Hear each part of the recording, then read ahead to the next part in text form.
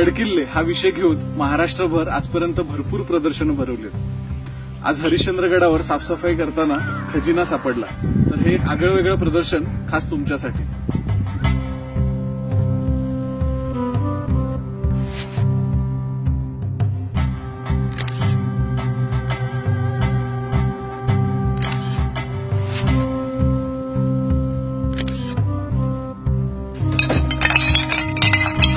तीन गोणी बाटल्या.